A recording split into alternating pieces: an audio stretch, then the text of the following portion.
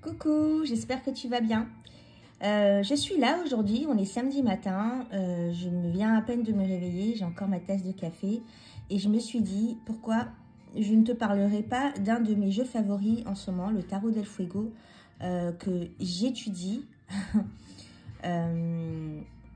Et je voulais te partager déjà les 22 premières arcanes du tarot. Et je voulais te montrer à quel point ce tarot, il est profond, finalement. Alors, ce tarot del Fuego, c'est un tarot de l'artiste Riccardo Cavolo. Je ne sais pas si tu connais. Si tu ne connais pas, fonce aller voir son travail. Il fait des choses merveilleuses. Il a un univers très spécial avec plein d'œils, plein de flammes, plein de cœurs. Et contrairement à ce qu'on pourrait penser, c'est un tarot très profond, parce que l'auteur connaît très très bien le tarot. Il connaît surtout très bien la symbolique et c'est merveilleux. Il y a plein de choses à voir dans ces cartes. Regarde, il y a beaucoup de détails, etc. Il y a plein de choses à aller approfondir dedans et c'est génial. C'est vraiment ma cup of tea, quoi. J'adore. Et voilà, j'espère que cette vidéo te plaira. Si elle t'a plu, tu me laisses un pouce. Et puis, n'hésite pas à t'abonner à ma chaîne. Je vais faire plein d'autres contenus si j'ai encore la foi. Là, je me suis improvisée chaîne YouTube ces derniers jours. Mais je ne sais pas si ça va continuer à me plaire dans le temps. Et comme je fais toutes les choses sous le signe du plaisir, de l'amusement, du fun et surtout pas de la prise de tête. On verra si je vais continuer à faire des vidéos. Et voilà. Bon, ben, je vais commencer. Alors, oui. Qu'est-ce que je te parlais du... Ça y est, je commence à m'embrouiller. Je te parlais du tarot del Fuego. Alors, c'est un tarot qui est petite taille. Il est génial. Il est imprimé chez la maison Fournier. Il tient bien dans les mains, tu vois. J'adore. Le cardstock, il est vraiment top. Il est vraiment top, top, top. Il est un peu vite fait glossy, hein, mais rien de bien méchant. Et voilà. Et donc, je vais te faire donc une comparaison. Je vais te parler de ce merveilleux tarot, les 22 arcanes majeures. Pour l'instant, dans une première vidéo, pour pas qu'elle soit trop longue. Je ne sais pas si je te l'ai dit. Et pour ce faire, je vais m'aider de mon ami, le Rider-Waite-Smith Tarot, avec lequel on va faire un petit comparatif pour que tu vois un petit peu comment l'auteur voit le tarot, comment il s'est inspiré du Rider-Waite ou pas. Voilà. Donc, à tout de suite. Alors, on va commencer notre petit voyage avec notre petit voyage de notre petit fou, avec cette carte, le fou donc. En comparaison du Rider-Waite, le fou part vers la droite, il s'en va prendre la direction de son avenir. Le soleil est devant lui, au-dessus de lui, il y a deux lunes, une croissante et une décroissante. Il y a un œil sur son baluchon il prend feu, il a son petit chien avec lui qui l'accompagne. Mais les deux chiens ont l'air d'avoir des envies différentes pour leur maître. Là, le chien essaye de le retenir. Je ne sais pas s'il essaye de le retenir ou... Il est un petit peu foufou avec lui.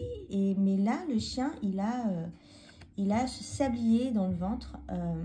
Ce sablier qui pourrait dire dépêche-toi, ça urge. Dépêche-toi de te casser et puis de prendre une nouvelle direction dans ta vie. De toute façon, je serai là pour t'accompagner. Je serai un petit peu comme ton temps. Et puis, tout va bien se passer. Et il a il a 3 œils, ce petit chien. Je ne sais pas si tu vois bien, j'ai l'impression que mon téléphone a du mal à faire la mise au point. Il est très visionnaire, ce petit chien. Il a plus d'œils que son maître, qui en a 2. Alors, son maître... si tu regardes bien un petit peu ce jeu-là, il est très... je vais te faire d'abord une vue d'ensemble du tarot. Il est très... de ce tarot. Il est très époque du Moyen-Âge, un peu comme le Rider-Waite-Smith, hein, dans l'imagerie. Il y a beaucoup d'animaux.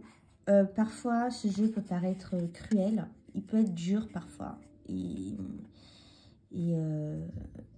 je pense que certains jours, il vaut mieux éviter de les tirer parce qu'il peut faire mal au cœur. Bon, c'est mon avis, hein. Mais je l'adore quand même. Je l'adore. C'est mon tarot chouchou. C'est mon tarot chouchou depuis quelques mois. Et donc ce fou-là, il a les cheveux longs, il a les cheveux attachés en tresse. Il a une belle barbe, il est roux, il est habillé en rouge, un habit de feu. Alors tu vois qu'il y a beaucoup de feu dans cette carte, il y a beaucoup d'étoiles. D'ailleurs, il s'est tatoué des étoiles sur lui. Ses pieds sont rouges, ses mains sont rouges. Vraiment, elle est très martienne cette carte. Il est vraiment propulsé par sa passion, par sa force intérieure, par sa volonté intérieure. Et là, son baluchon avec un œil, il quitte quelque chose. Tu vois, la maison, il y a plein de maisons dans ce jeu-là. Il y a une omniprésence, comme je te disais, des étoiles, du feu, aussi des petites maisons, des yeux et des étoiles filantes.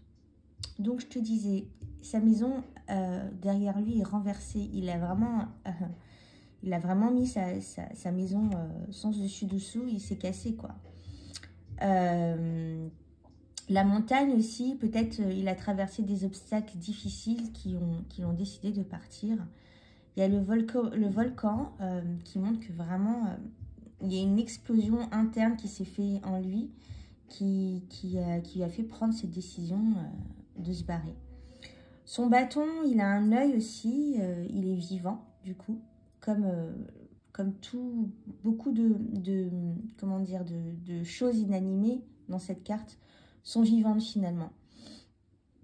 Donc le bâton, le guide, finalement ce fou, il n'est pas tout seul. Il est guidé par son bâton, par son chien, par son petit baluchon.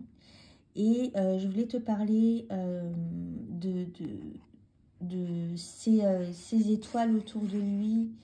On me fait penser à l'étoile, aux étoiles de la carte de l'étoile. Il va vraiment vers sa destinée qu'il espère meilleure. Il change de vie pour une meilleure vie, une meilleure connaissance de soi. Il va vers la connaissance de soi, qui il est vraiment. Et les lunes croissantes et décroissantes représentent les influences lunaires, représentent aussi les phases, représentent les cycles. La lune croissante et décroissante peut venir nous parler de transformation et de régénérescence. De régénération. Je sais plus trop. Donc voilà, ça nous parle vraiment de surmonter des défis et des obstacles avec ces deux lunes qui nous parlent vraiment de transformation profonde. Là aussi, on voit sur ses tatouages qu'il a une étoile filante. Le symbolisme de l'étoile filante, c'est la transformation de l'être. Donc tu vois, on est vraiment dans un jeu, le tarot del fuego, dans un jeu qui nous envoie vers une transformation profonde, une compréhension profonde de soi, avec le feu. Alors le feu pour moi c'est Mars, c'est le bélier.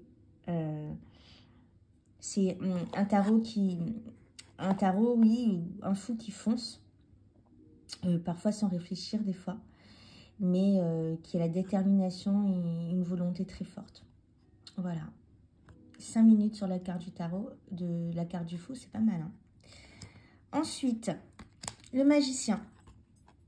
Alors le magicien, c'est un peu comme ce magicien du Rider-Waite-Smith, sauf qu'il n'y a pas de rose partout. Il est devant sa table aussi, il a toujours cette fameuse cape avec les étoiles et des étoiles filantes hein, sur son vêtement.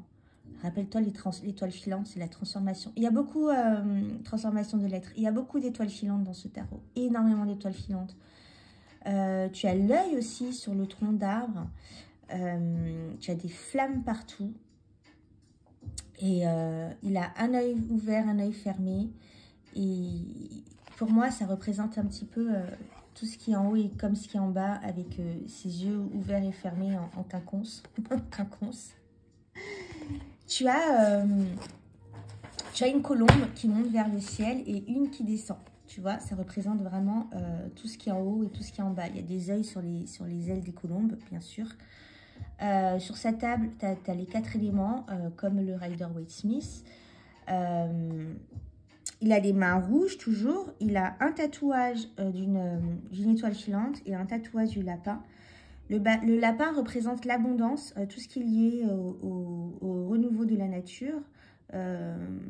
Et un moment de manifestation dans l'année. Donc vraiment, on est là sur le magicien. Quelqu'un qui crée qui manifeste et qui crée son abondance par lui-même. La colombe, c'est un messager divin, de paix et d'espérance aussi, mais surtout divin. Il vient avec un message du ciel. Là, on a des lauriers. Alors, les lauriers représentent... il a une étoile, une couronne de laurier. Le laurier représente la vitalité, la victoire, surtout la victoire et la gloire. Hein, tu vois, on les remettait au grand homme à une certaine époque. Genre Jules César, ou bien à ceux qui gagnaient, aux personnes victorieuses. Ici, on a le raisin. Le raisin qui est symbole de prospérité et d'abondance. Alors, tu vois, ce jeu-là est rempli de symboles. Je ne suis pas allée regarder la symbole de la tulipe et je ne sais pas trop quelle est cette fleur. Mais je suis sûre qu'il doit y avoir plein de significations derrière tout ça. Là, pour le coup, dans le magicien, on a vraiment cette notion d'abondance, de manifestation, de tout ce qui est en haut et comme ce qui est en bas, de messages divins, vraiment de victoire personnelle, de gloire personnelle et d'ambition. Ah, tu vois, il y a la lune à l'intérieur de sa cape. Il y a un croissant de lune, la transformation. On est toujours sur cette histoire de transformation et il y a toujours ce feu omniprésent. Voilà. La carte de la grande prêtresse qui s'appelle la carte de la prêtresse dans le tarot d'El Fuego. Cette carte, elle est magnifique, cette carte de la grande prêtresse. Alors, on n'a pas les deux piliers autour de la grande prêtresse. On n'a pas les grenades. Mais c'est la grande prêtresse dans la carte du tarot d'El Fuego. Elle est assise sur le toit du monde, tu vois. Et elle a un livre dans sa main, mais elle montre quelque chose. Elle montre le savoir. Elle veut t'apprendre quelque chose. Là, elle prend, contrairement à la grande prêtresse dans le Rider-Waite-Smith, elle prend la part, elle est animée. Elle prend une initiative, elle te montre quelque chose, tu vois. On a plein de lunes sur sa cape et on a des étoiles filantes à l'intérieur. Je ne vais pas revenir sur, si tu m'as écouté, sur la symbolique de la lune croissante et décroissante et des étoiles filantes. En gros, on est sur le thème de la transformation personnelle. Donc, comme je te disais, elle est sur le toit du monde. Elle a vraiment la maîtrise du monde. Elle connaît les secrets du monde. Elle connaît les mystères du monde.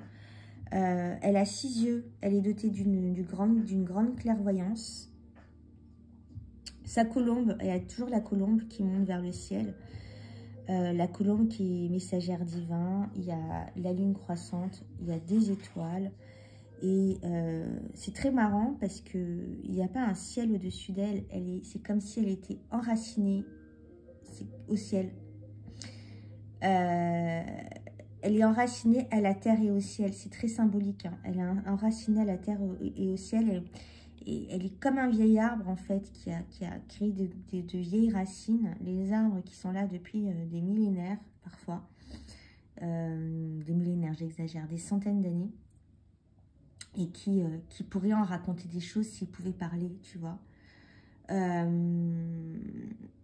Donc, je t'ai parlé de transformation, de régénération. Voilà, donc... là, on voit vraiment sa grande sagesse. Elle a une couronne sur la tête aussi. Cette grande prêtresse, elle est magnifique. J'adore cette carte. L'impératrice. notre belle impératrice. Alors, tu vois, cette impératrice-là, elle est remplie de symboles, encore une fois. On a plein d'étoiles sur sa robe. On a une reine abeille collée sur son visage et plein d'abeilles autour. Elle gère vraiment la reine abeille, la reine mère, je crois, comme ça qu'on dit. Elle gère sa colonie. Elle est vraiment la reine des abeilles. Voilà. Elle gère sa colonie. Elle a une robe verte qui montre qu'elle est proche de la nature. Là, on a un arbre coupé, là, avec des racines. Donc, je te disais qu'elle était proche de la nature. Elle a une grande fleur dans ses bras et surtout, elle est enceinte. Elle est enceinte, pas d'un enfant, mais elle est enceinte. On voit une petite plante là qui grandit et qui s'épanouit dans son ventre et qui prend racine. Elle est enceinte pas forcément d'un enfant, mais peut-être d'un projet qui prend racine et qui grandit. Grâce à l'amour qu'elle lui apporte, là, il y a un verre de lait, il y a une cruche qui verse de lait. Et comme la grande prêtresse, elle est assise sur le toit du monde. Il y a le symbole du bouclier. Là, tu as le symbole des saisons aussi, avec tous ces soleils-là. Et tu vois qu'elle touche son ventre. Elle prend vraiment grand soin de son ventre. Il y a un tatouage. Il y a un tatouage fleur sur sa poitrine. Elle a les mains rouges, toujours. Comme la prêtresse, hein. Elle a les mains rouges aussi. Toujours cette notion d'aller vers l'avant, cette notion de feu, de passion intérieure, de volonté intérieure. On a l'impression quelque part, alors il y a deux manières d'interpréter cette carte. On a l'impression quelque part qu'elle est en train d'accoucher le monde, ou alors quelque chose de très sexuel, qu'elle est en train de se prendre le monde dans la... J'en reviens pas de ce que je suis en train de dire. Non mais c'est vrai, on dirait un phallus, enfin... Voilà quoi, ça prend la direction de son bas-ventre. Donc, voilà. Qu'est-ce que je pourrais te dire d'autre sur cette carte? Il y a une rose. Donc, vraiment, il y a cette notion de reine des abeilles qui gère sa colonie, qui gère et qui prend soin et qui nourrit sa colonie. Elle est très proche de la nature, les abeilles... sa robe verte, les étoiles, il y a toujours cette notion d'étoile. Et puis, cette maison, ah oui, cette maison sur sa tête qui explose, ça montre vraiment qu'elle a un fort caractère, tu vois, la maîtrise des choses. Moi, c'est ce que cette carte me donne l'impression. Voilà. Ensuite, la carte de l'empereur. Alors, l'empereur, c'est Mars. Là, on est vraiment... dans une carte très très forte pour moi du jeu, parce que pour moi ce jeu représente Mars, et là on est avec le bélier dont sa planète gouvernante est Mars. Donc on est vraiment dans quelque chose d'explosif, tu vois, la carte elle est rouge, il y a des flammes partout, sur sa couronne il n'y a pas une maison, donc là il gérait sa maison, et là il gère un royaume, tu vois, il a une tour sur sa tête. Il a un bâton, un sceptre avec un volcan au-dessus qui explose. Il a une tête de bélier. Il a un aigle avec plein d'œils, vraiment la gloire. Il y a ici un petit fauteuil, un trône. À l'intérieur de sa cape, il y a toujours cette fameuse étoile filante. Et c'est quelqu'un de visionnaire. Il a beaucoup d'œils, énormément d'œils. C'est celui qui prend les décisions, c'est celui qui voit tout, c'est celui qui te surveille. Et il y a un côté très dérangeant dans cette carte, très dominatrice. Là, on est vraiment sur un empereur, un dictateur, quoi. On n'est pas sur un gentil empereur avec sa barbe blanche qui dirige son royaume avec sagesse, hein. On est vraiment sur quelque chose, on est vraiment sur du feu, là, ça pète. Et il est tatoué donc ses yeux sur son visage et sur son ventre finalement, comme un tatouage. Et là il y a une épée vraiment qui montre qu'il est prêt à partir au combat, et une enveloppe pour le message, peut-être parce que Message avec des gouttes de sang. Voilà. Donc voilà, quand il tape à ta porte, quand il tape à ton royaume, c'est pas pour de bonnes nouvelles, quoi. Il est là pour tout péter, pour tout casser. Notre super empereur. Après, au niveau de la symbolique, je t'ai parlé de la tête de bélier. Derrière, t'as la montagne. Il est prêt à gravir tous les obstacles pour arriver à ses fins. Notre empereur bélier, avec sa fougue, sa colère, et voilà. On arrive sur la carte du hiérophant. Je vais essayer d'accélérer, d'aller beaucoup plus vite, sinon cette vidéo va durer 1 heure et je ne sais pas si je vais capter ton attention toute la vidéo. Après tout, c'est pas grave si tu pars. Moi, je m'éclate. Donc, la carte du hiérophant, là, on est vraiment sur la symbolique du pape dans les 2 cartes. Il a les mains rouges, notre pape, toujours. Il a des étoiles filantes qui descendent du ciel avec les 2 yeux derrière lui sur des soleils. Il est tatoué, il a des tatouages, ethniques un petit peu, notre pape. Il a une maîtrise de lui il est entre, c'est comme s'il était entre 2 piliers, tu vois. Ces 2 bougies, pour moi, ce sont des piliers. Il règne aussi spirituellement sur le royaume, tu vois. Le royaume au-dessous de lui, c'est celui qui descend la parole du ciel, c'est celui qui a la parole sage, c'est celui qui détient la clé. Il a aussi une mémoire d'éléphant. Enfin, l'éléphant ici pourrait représenter la sagesse de l'éléphant, la vieillesse. Un éléphant, il a un cerveau énorme, il est censé être sage et il vit très très vieux. Il y a une racine, tu vois. Là, je te parle de la carte et je suis encore en train de découvrir plein d'autres choses que je n'avais pas écrites dans mon petit carnet.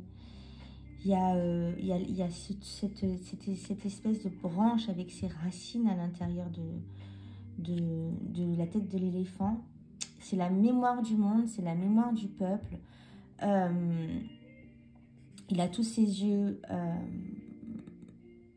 Il voit vraiment tout, il a vraiment tout vu, il sait tout. Il règne un petit peu sur le monde. Là, l'empereur, il avait le royaume au-dessus de sa tête et là, il a le royaume en dessous de lui. Il a une place plus importante que l'empereur en termes de spiritualité, en termes de connaissances, en termes de savoir. Qu'est-ce que je pourrais te dire d'autre? Il a le triangle. Il a le triangle sur sa cape. La Trinité. Voilà. La Trinité, l'élévation spirituelle, l'élévation de l'esprit. Il a une barbe, il a une flamme dans sa barbe, toujours les flammes. Voilà pour la carte de hiérophante. Les amoureux, the lovers. Donc là, on est vraiment sur une... Est-ce que je n'ai pas un tarot de Marseille sous la main? On est vraiment sur une carte qui ressemble plus au tarot de Marseille qu'au Rider-Waite-Smith finalement. Le Rider-Waite-Smith te parle d'amour alors que le tarot de Marseille te parle d'amour et de choix personnel, le choix du cœur. Et là, on est vraiment avec un jeune homme qui est plein d'ambition, plein de feu en lui, tu vois. Il a la soif de vivre, il a envie de croquer la vie à pleines dents.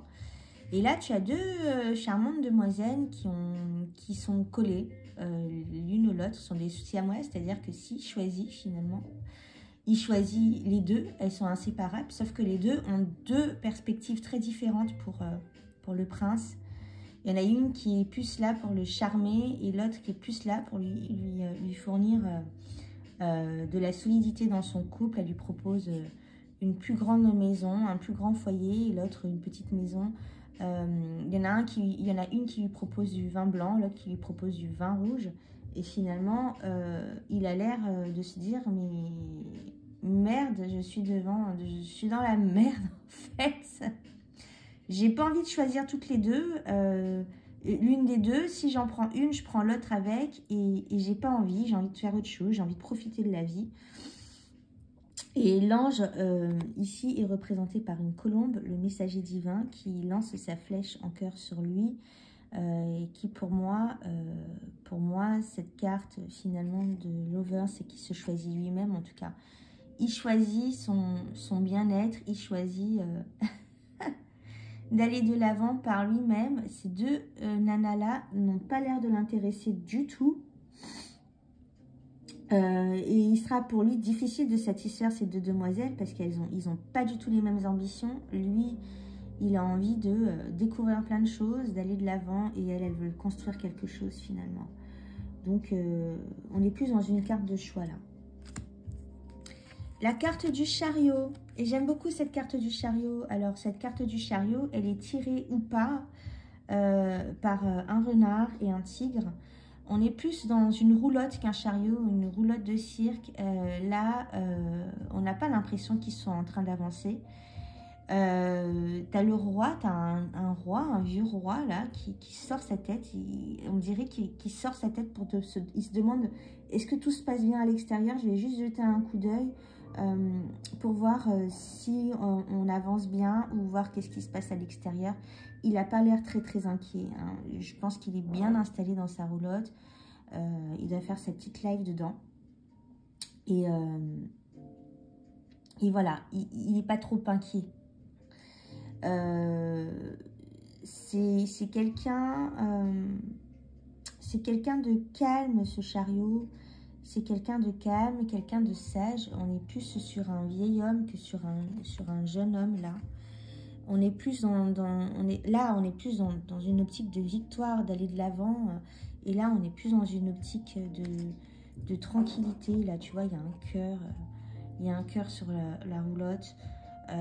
Malgré tout, ces deux animaux qui tirent sa roulotte sont le renard et le tigre. Le renard représente la malice et la ruse, et le tigre représente la force et la puissance.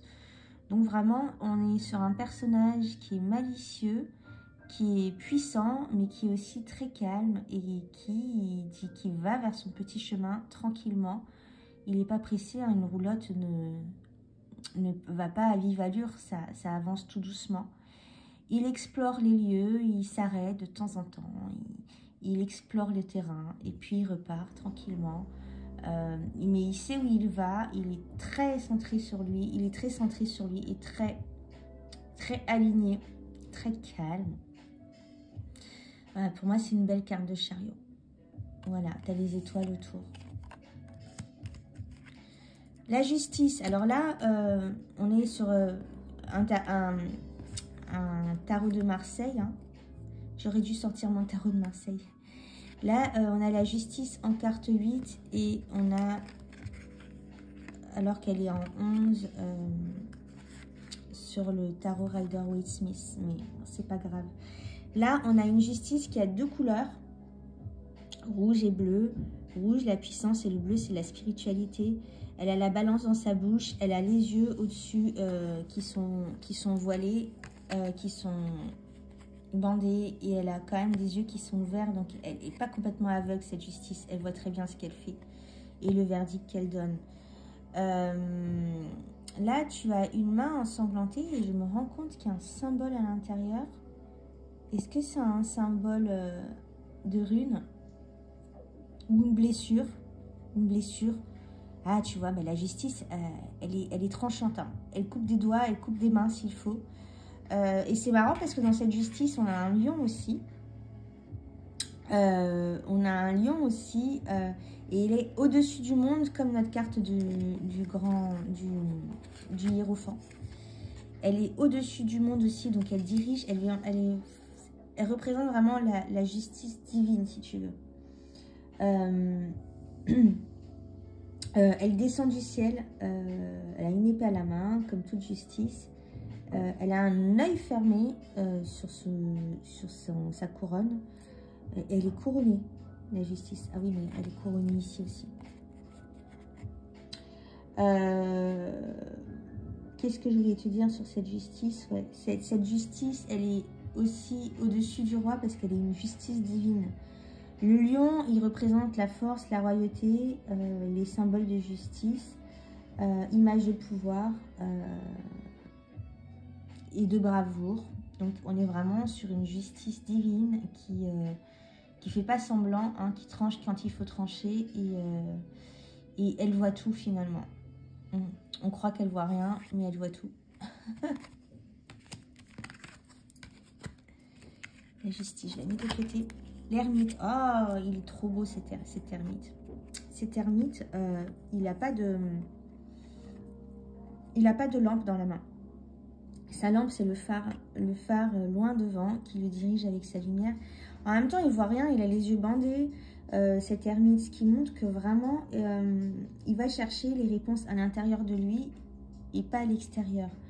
Il est proche de la nature. Là, tu vois, il a sa cape est pleine de feuilles et on pourrait presque comme un trompe-l'œil. Il est perdu au milieu du paysage. Il y a le royaume derrière qu'il a laissé derrière lui. Il vit dans sa petite maison et son bâton c'est un serpent, tu vois. Son bâton c'est un serpent. Il y a la foudre devant lui. C'est vraiment une carte de rentrer à l'intérieur de soi, de combattre ses propres ombres, même si des fois ça peut faire mal. Et on a ce serpent-là qui est la Kundalini, qui pourrait se référer à la Kundalini, c'est-à-dire la montée de la spiritualité, de la puissance en soi. Je trouve pas mes mots là sur la Kundalini, mais tu vois ce que c'est que la Kundalini. Le serpent aussi est très symbolique, hein. Le serpent est symbolique, symbole de renouveau, symbole le Ouroboros, hein, symbole de cycle aussi. Là, on a un animal assez étrange. Là, j'avais fait des recherches sur cet animal. C'est un tapis. C'est un tapis. Son tapis, il le suit, il est avec lui. Il a des yeux. Il est peut-être celui qui l'aide à trouver sa voie. Avec le serpent aussi, qui a 3 yeux. Le tapis, il y a une tête de mort et une fleur. Une fleur sur lui, dessinée sur lui, à l'intérieur de lui. Le tapis, j'avais fait des recherches sur lui, c'est un animal solitaire qui est très discret, sédentaire et nocturne. Donc tu vois, il représente très bien le personnage de l'ermite. Ils sortent dans la nuit, tu vois, ils sont tout le temps dans l'ombre, ils sont à la recherche, une recherche personnelle. Ils rentrent dans leur profondeur, c'est ça l'ermite en fait, hein. Aller chercher la vérité à l'intérieur de soi. Même si dans certains tarots, l'ermite est celui qui a la connaissance parce qu'il a beaucoup de livres autour de lui. Lui, il a la connaissance mais intérieure, connaissance de lui-même. Je te disais, le serpent, il est symbole de sagesse, de clairvoyance, de connaissance, de changement. La Kundalini, comme je te disais tout à l'heure, c'est l'énergie spirituelle. Voilà. On est vraiment sur un symbole très très fort de l'ermite là. Je l'aime beaucoup cette carte. J'espère que tu es toujours là, que je t'ai pas perdu. On est à la moitié. La roue de fortune. Alors la roue de fortune, elle est trop drôle cette roue de fortune. Elle est drôle ou pas. Là tu vois, elle est très bien faite cette roue de fortune parce que là tu as la notion de comment tout peut se casser la gueule du jour au lendemain. En fonction de quel sens la roue tourne. On a la notion de voir le verre à moitié plein ou le verre à moitié vide. C'est la roue de destin en fait. Quand la roue de fortune elle arrive, quelque chose va t'arriver, tu n'as pas de prise dessus, c'est le destin quoi. La fatalité ou le bonheur. Donc voilà, il y a toujours cette notion de feu dans la roue. On a un lapin, on a un singe, on a une colombe avec une tête avec des yeux. Et t'as l'épée de la justice à l'intérieur, dans la bouche de ce singe très bizarre. Ou colombe, je te disais colombe tout à l'heure. Mais voilà. On a des upside down, des hauts et des bas dans la vie. Et c'est normal, il faut arriver à gérer avec. Et puis, tout dépend de ta manière de voir les choses. Hein. Tout dépend si tu vois le verre à moitié plein ou le verre à moitié vide. Voilà. Moi, je vais aller vite, hein, parce que là, je traîne un petit peu. Là, on est sur la force.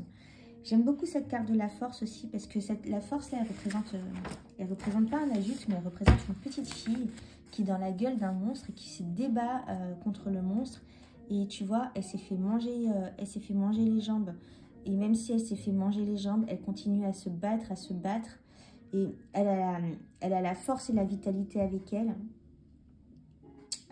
Avec cet arbre-là, c'est une personne qui sait ce qu'elle fait, qui est très enracinée, qui a les pieds sur terre, cette petite fille. Elle a un œil sur le front, elle est éclairée, elle est éveillée et elle combat ce monstre-là qui veut la bouffer. Mais vraiment de toutes ses forces. C'est vraiment un acte de courage et de bravoure.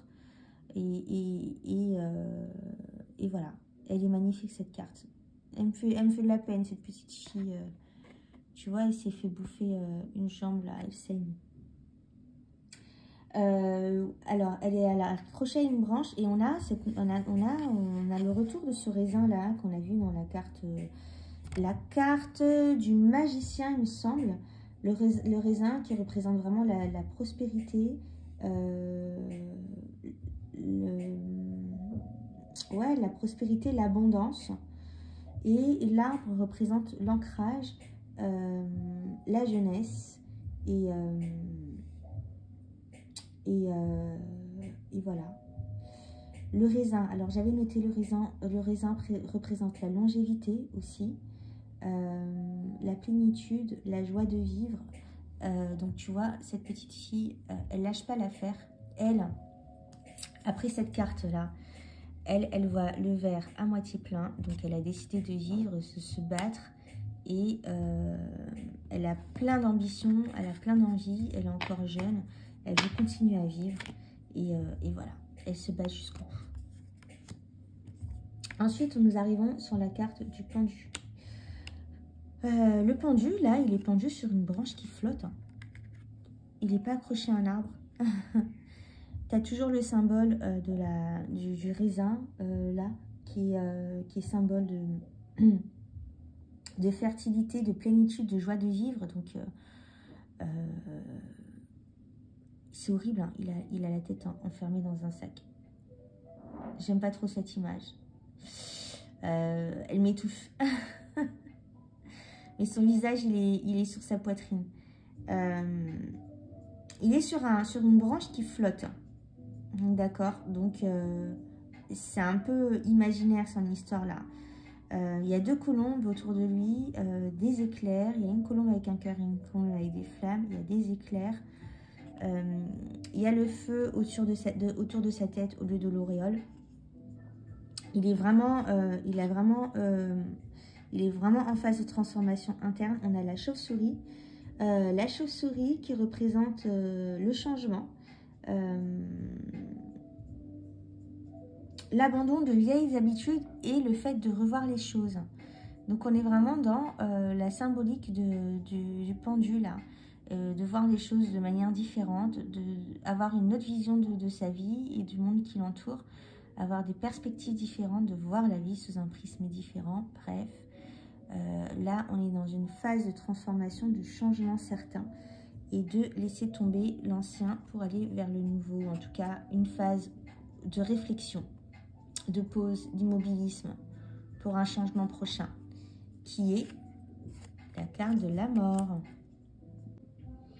Alors là, on est sur la carte de la mort. Je vais essayer d'aller plus vite. La mort, elle a deux têtes. Elle a une tête d'animal, une tête d'humain. Elle regarde à droite et à gauche. Là, sur sa faux, il y a une étoile filante et un œil.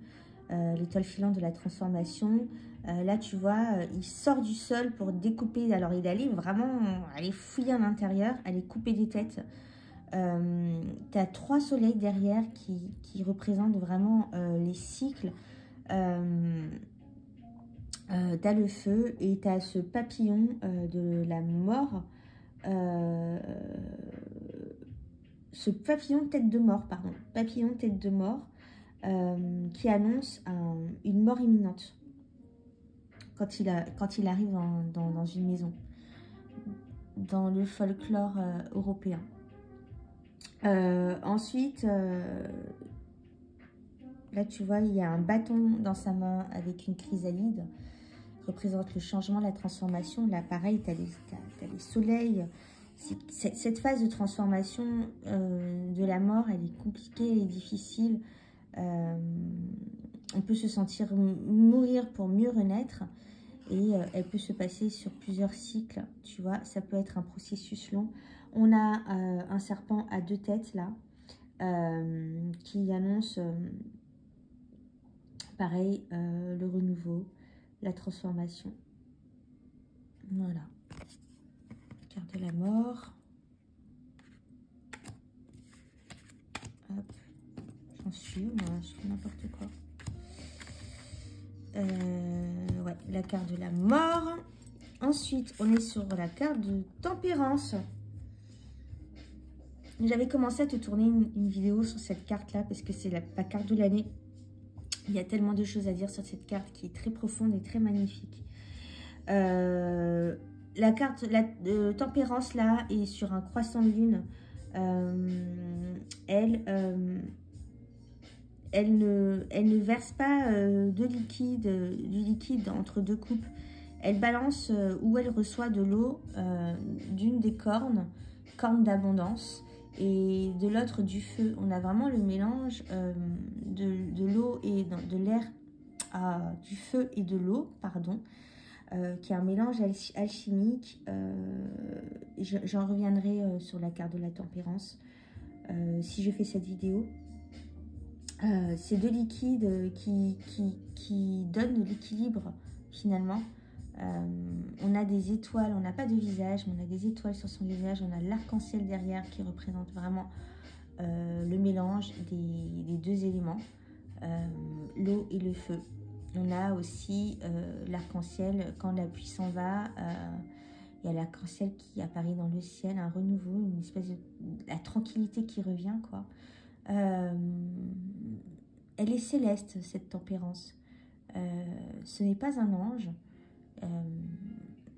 Si tu regardes bien, il n'y a pas du tout de symbolique chrétienne, d'ange ou quoi dans ce tarot del Fuego. C'est pour ça que je l'apprécie d'autant plus. Donc on a les lunes croissantes et décroissantes, on a le soleil, toujours dans une forme de transformation profonde. Ici, on a un colibri de paradis. Et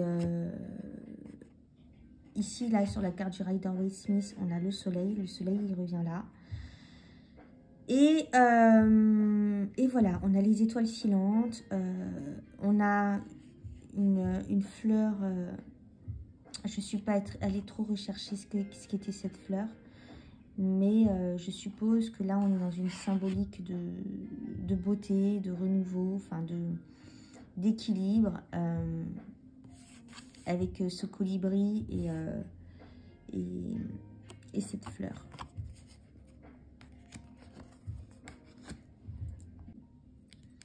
Alors, avec le diable, hein, on a un diable très très rouge, très feu. On a l'étoile d'araignée ici, on a la prise, on est pris au piège, hein, la prise de piège. Prise de piège, oh, je sais pas. On a les chauves-souris ici qui représentent vraiment, comme je t'ai dit tout à l'heure, on avait vu des chauves-souris, je ne sais plus dans quelle carte, qui représentent vraiment le passage, le changement, les signes d'abandonner ses vieilles habitudes encore. Et là, tu vois, on a un diable qui maltraite ces 2 personnages-là qui ressemblent à des animaux, là, un cochon, un être humain. Il n'a aucune sympathie. Ils sont habillés comme des prisonniers, hein, les prisonniers les Dalton. C'est un diable serpent. Voilà, il n'est pas beau ce diable. Il est plus moche que celui-là. On est d'accord. Il a un tatouage de serpent sur lui. Il a des yeux sur le ventre. Il tire la langue. Sa langue, c'est une langue de serpent. Il a une hache, tu vois. Une hache avec une montagne derrière qui est pétée en deux. Ce diable, il n'est pas très très gentil et il n'a pas l'air d'avoir envie de lâcher ses prisonniers. Voilà. La tour. La tour. La tour, elle est plein d'œil, plein de feu. On a des pattes de tigre, la puissance du tigre qui vient péter cette tour. On a des volcans en feu, il y a tout qui explose. T'as le cheval qui se fait la malle, là. Et on a une pièce enterrée. J'ai pas trop compris pourquoi il y a cette pièce-là qui est enterrée. Et il y a un homme enterré. En fait, quand tu as la carte de la tour, enfin, quand la tour te surprend, tu as vraiment l'impression que tu vas y passer. Tu vois, tu as les étoiles à l'intérieur. Tu as vraiment l'impression que ta vie est terminée et que tu vas mourir. Mais là, on revient avec ce squelette, on revient sur la symbolique de la mort avec ces squelettes. Tu as vraiment cette notion de renouveau derrière, tu vois, cette carte de la tour.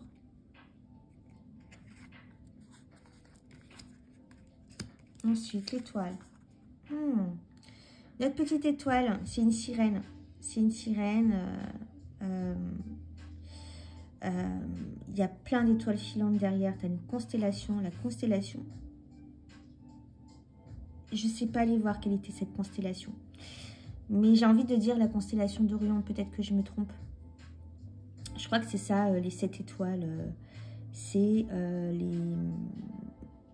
les sœurs, les Pléiades, les sœurs pléiadiennes.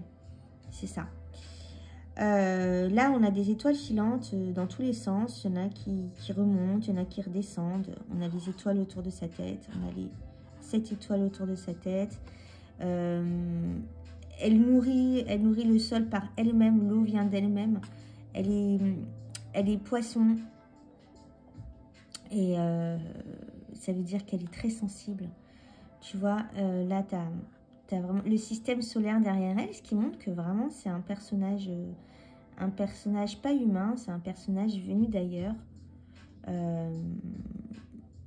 Mi-homme, mi-créature,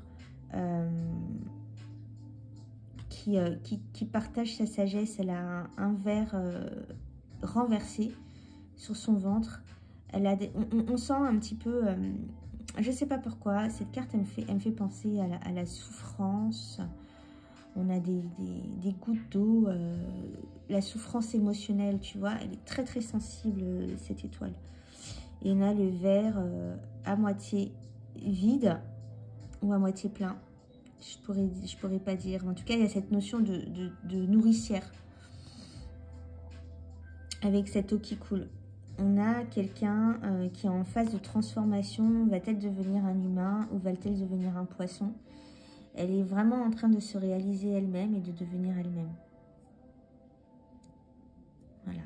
Là, si tu vois bien, il n'y a pas du tout de flamme dans cette carte. Il n'y a pas de feu. Il y a beaucoup d'eau. On est vraiment dans l'émotionnel là. La carte de la lune. Notre amie la lune, elle a plusieurs yeux là. Il y a toutes les étoiles là autour. Tu as les étoiles filantes qui tombent du ciel. Tu as le crabe là qui a une tête d'humain. Et tu as les deux animaux qui sont devenus... ah non, ils sont là, les deux animaux, le chien et le loup. On a les serpents derrière. Les serpents, comme je l'ai dit tout à l'heure, c'est vraiment le renouveau, la transformation, la métamorphose. Et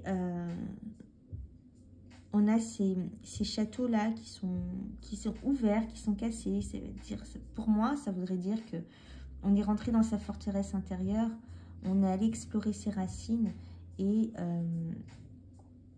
on se laisse aller à la contemplation de nos émotions, sous l'œil de la lune et de l'univers.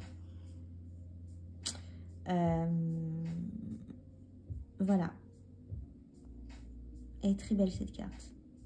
Allez chercher dans ses profondeurs, faire remonter les choses qui font mal. C'est pas grave. Laissez ces portes ouvertes pour aller explorer et aller nettoyer. La carte du soleil. La carte du soleil, on est sur un animal à deux têtes avec plein d'œils. On a la notion vraiment dedans de je sais pas pourquoi, moi je dirais de destin, prise en main de son destin. Elle est très festive cette carte. Il y a les châteaux qui explosent derrière, comme un feu d'artifice. Il y a le soleil qui brûle à fond. Et tu as les deux personnages qui est mi-homme, mi-femme. Et homme et femme. Et féminin et masculin, pardon. Et tu as l'arbre. On a vraiment une notion d'enracinement, de joie, d'accomplissement, de bonheur, de destin pris en main. Voilà. Et on a qu'est-ce que je voulais dire? Les étoiles filantes, toujours. Les yeux. Ah, il est magnifique ce tarot. La carte du jugement. Ah, le jugement. On dirait un chanteur de jazz. Ah. Elle est belle cette carte de jugement. On a le lapin qui sort de... me fait penser au lapin de Alice au pays des merveilles. Ça me fait penser au lapin, le temps, avec... tu te rappelles, sur la carte du fou, on avait le chien, là, avec le sablier, le temps dans son ventre. Là, il est temps, en fait, de se juger soi-même. Les ratons laveurs, là, il rappelle à l'ordre, là, avec ça. Il sonne la cloche. Il vient du ciel. Ce n'est pas un ange. Il n'y a toujours pas de symbolique d'ange. J'adore. C'est pas que j'aime pas les anges, mais c'est pas trop mon truc, les anges. On a des étoiles, on a du feu, on a une colombe messagère. Ah, tu vois, là, c'est le temps, le sablier, il est cassé, là. Ça y est, on n'a plus le temps, c'est le moment de rendre les comptes. Ça y est, c'est l'heure. Les ratons laveurs, ici, les ratons laveurs sont des animaux dans le symbolisme des tribus du sud, enfin, des tribus amérindiennes, j'imagine. Le raton laveur est symbole de générosité et de don de soi. On dit que lorsque le raton laveur se présente, vous êtes invité à prendre contact avec votre guerrier intérieur, à devenir le protecteur et le pourvoyeur des gens dans le besoin. Voilà. Habilité à aider les autres. Et là, on est vraiment dans la notion de don de soi, voir que la vie, finalement, on arrive à la fin, au jugement dernier, et que la vie, finalement, c'est qu'est-ce que tu as fait pour les autres, qu'est-ce que tu as fait pour toi. On est vraiment dans une générosité, pas pécuniaire, mais vraiment générosité de sa personne, qui est ici une valeur fondamentale. Voilà. Très belle. Et on arrive enfin à la carte du monde. Ah. On retrouve notre fou là, dans cette couronne. Notre fou, il est devenu androgyne. Notre fou, il est passé par toutes ces étapes. C'est 20 arcanes majeures. Il a appris des leçons, il a encaissé pas mal de choses dans sa vie. Enfin, de connaissances et c'est devenu un personnage androgyne, c'est-à-dire qu'il est un personnage, il n'y a plus de dualité en lui, tu vois. Là, c'était un homme. Il a appris la sagesse féminine, il a appris les mystères, etc. Et il a intégré sa part féminine et c'est un personnage androgyne. Et d'ailleurs, ses cheveux sont lâchés, il a mis des petites il a des petits nœuds dans sa barbe. Elle est trop marrante cette carte. On retrouve nos différents animaux là. On retrouve notre tapir, on retrouve notre petit chien, on retrouve notre papillon étoile de tête de mort. Et voilà. Et c'est le monde, c'est la perfection, c'est la satisfaction, c'est la réussite, on a atteint notre but, quoi. Voilà.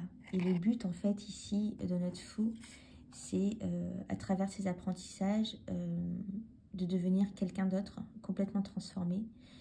Une personne qui a intégré les dualités, avec notamment la carte de tempérance, et qui est devenue quelqu'un de complètement centré. Là, tu vois, on a une rose centrée et alignée. On a une rose sur son ventre. La rose de l'épanouissement. Et on en a une aussi sur son front. Voilà. Bon, voilà.